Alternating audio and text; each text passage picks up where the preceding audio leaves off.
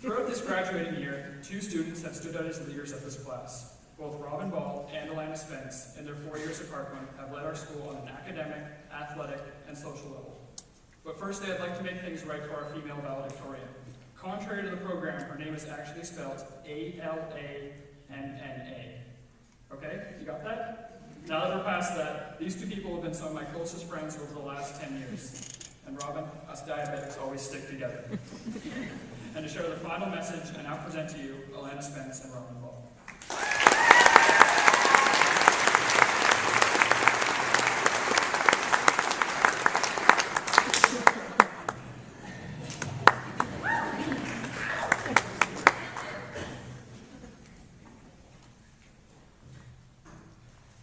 On behalf of the grad class of 2012, I'd like to thank school staff, parents, family, and friends for sharing with us your afternoon. It is with your guidance and support that we've made it through the past 4 years, and especially the last 10 months. You're always present when needed most, providing support in overcoming obstacles, organizing events, or even just being around, regardless of a smile or frown. Once again, I would like to thank you for helping us reach our graduation date, determined, capable, and excited for the future. We all speak a lot every day. I don't know what an average word count would be, but when I get going, I can probably pump out a minimum of 300 words per minute. And I talk a lot. So when we sat down to write this speech and found ourselves with nothing to say, it made me wonder if I ever actually say anything of meaning on a day-to-day basis. The answer is probably not. Basically, you all have a lot to look forward to today. But as our good friend Sebastian Craig keeps reminding us, none of you were listening anyways. Here we are, Parkland class of 2012. Most of us have been together for at least the past 7 years, during which time we've created strong friendships and vibrant memories. I'd like to take a second to reflect on some of the things that have defined our collective childhood and adolescence. Things that stir memories of our years together, periods of joy, sadness, thought, and mischief.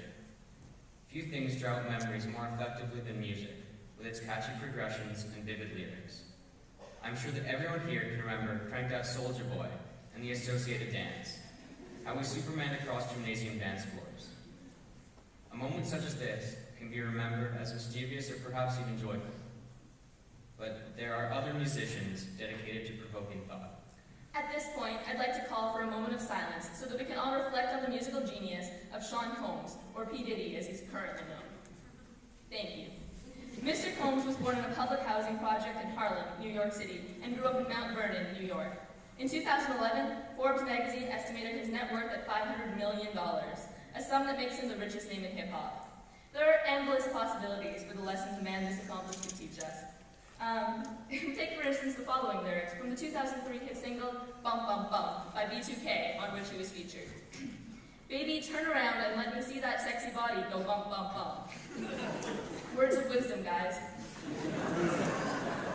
But the lesson I'd like for us to take away from Mr. Combs today is not a better understanding of his lyrical genius, but rather how no matter how much success he achieves, he continues to be unafraid to take a chance and redefine himself. Born Sean John Combs, he performed first under the stage name Puff Daddy, then Puffy, Puff, P. Diddy, Diddy, King Combs, and then for a brief period last year, simply Swag. The ability to redefine oneself so seamlessly and confidently is an indispensable trait. To roll with the punches, but at the core remain who you are. To do such a thing takes a great deal of confidence. Confidence enough to allow for contentedness. Contentedness with yourself, amidst a world in which people may see you differently than you see yourself. I began sailing in 2006, and last summer I worked as a sailing instructor for the first time, teaching 8 to 14-year-olds for the most part.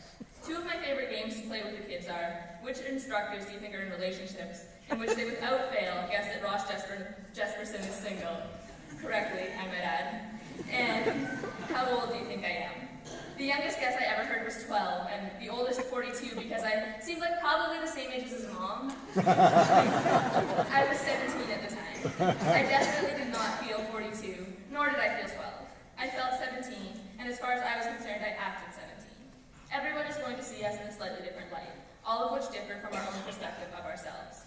Coming out of high school, we need to try to be ourselves anyways, to not fear change and personal growth. to not allow the opinions of others to define who we are, and to be versions of ourselves we can be proud of. Challenge yourself. Don't be something just because it's easy. Author Terry Goodkind embodied this sentiment when he said, "If the road is easy, you're likely going the wrong way." Robin and I are good friends, and we realized how easy it would be to talk about high school from only our own point of view. So instead, we asked many of you about your high school experience. Some of the people we talked to were good friends of ours, some we only talked to on occasion, and I think a few of them we had actually never spoken to before. In speaking with such a diverse group, I assumed we would find an equal amount of diversity in opinions when it came to personal experiences at Parkland. But to be honest, we really didn't. We asked everyone to be as sincere as possible, and almost everyone told us that they enjoyed their past 4 years here for the most part, and that Parkland was a place where they felt safe and at home. These students express pride in the school's close-knit and inclusive community. It is evident that Parkland fosters opportunity. Opportunity to develop confidence, gain independence, learn from mistakes, and leave your comfort zone to pursue new things. It is support from this community that makes opportunity possible. I can speak personally of my need for this close-knit support. All year I've struggled with health problems that have seriously affected my ability to do schoolwork. Rather than let me struggle alone, teachers and friends have offered me their hands in support and their shoulders to lean on. Each person went out of their way to help, and for that I am grateful and indebted. As grads, we should be proud to have been part of such an empathetic and inclusive school community. We're coming to the end of a lovely 4 years together. There have been ups and downs, but it's been nice. But it was only 4 years, and I think it's important to keep that in mind, because if high school is the best part of your life, then you're doing life wrong. We've all got a long way to go, guys, and I'd hate to think that it's all downhill from here. As a class, we have so much potential. A world with compelling problems in need of solutions awaits. Solutions that we can all work towards in our own ways, whether it be inventing and organizing new ways of doing things, or simply by being kind people. Amidst all the differences that our grad class proudly displays, there are basic similarities in which we all share.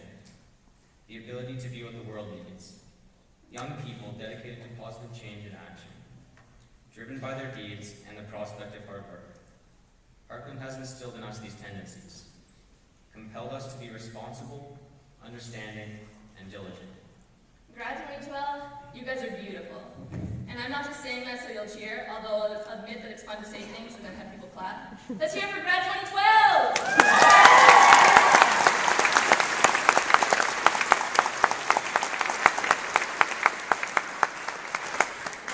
You're beautiful.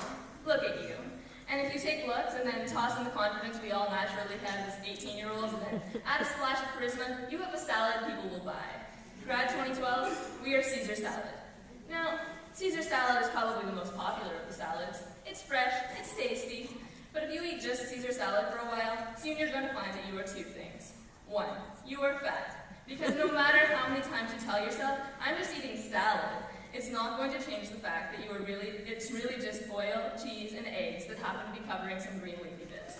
And you're saying, Alanna, where are you taking us? But wait, here comes number 2. I'm going to land this plane, and 2, you're not going to have nearly as many nutrients as you would if you were eating a bean salad, or maybe if you'd taken a leap of faith and just eaten normal meals like normal people. And that's where I'm trying to take you, a place that is both tasty and nutritious. Because while we can easily coast along on our good looks and charisma, after a while we will find that we are no longer good looking, that the same things that once made us charismatic now make us creepy, that our naive confidence has become annoying arrogance, and that we will essentially all have become Donald Trump. And none of us want that, because while he thinks that people want him to run for president because he's great, we all know that it's just because that would be hilarious. But if we start now, and we take all those great qualities that we're lucky enough to be given, and then we add on to them legitimate hard work, and a standard of excellence that we make it an expectation for ourselves to uphold, and if we live with grace, and above all, honesty, then we can be so much more than Caesar salad.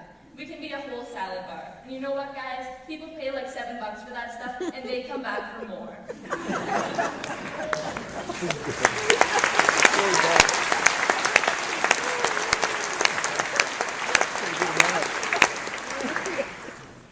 No matter what we choose to do, where we go, or who we become, we must remember who we truly are. Members of Parkland Secondary's graduating class of 2012, possessing the utmost beauty and grace, prepared for the world awaiting. We leave Parkland this month, but its support remains. If there's one thing I learned in high school, it is that we cannot control or comprehend life. We can try to, or we can embrace its beauty instead, and realize that happiness can still be found in the unknown. To quote, "Life is chaos without form. All meaning is what we give to it, like clouds when we give them shape. Look, a dog, a face, a fantastic life." And now, as my favorite author, Jonathan Safran Foer, said, so many people enter and leave your life. Hundreds of thousands of people. You have to keep the door open so they can come in, but it also means you have to let them go. So goodbye, grad 2012. Do great things.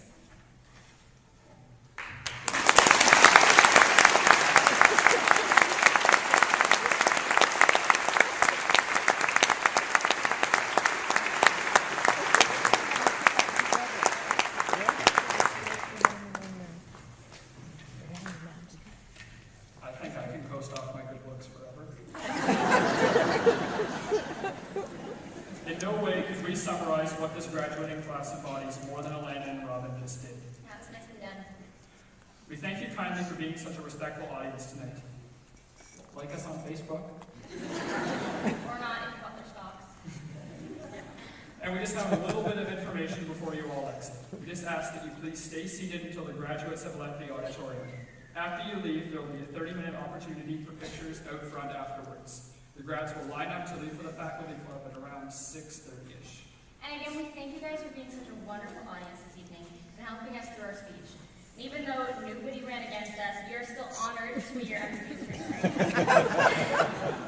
It was definitely a lot of fun. I mean, I was a little nervous at the beginning, but then I went and I put some more speed stick on. We'd like to thank the teachers and staff, because without you guys, none of us would have been able to walk across the stage today.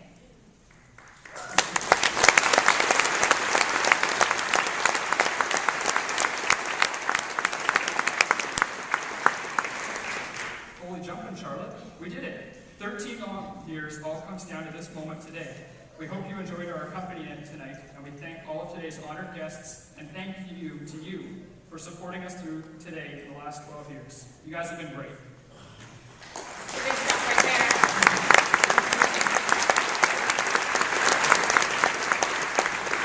And that's about all we've got time for, ladies and gentlemen. So let's just have one more round of applause for the graduating class.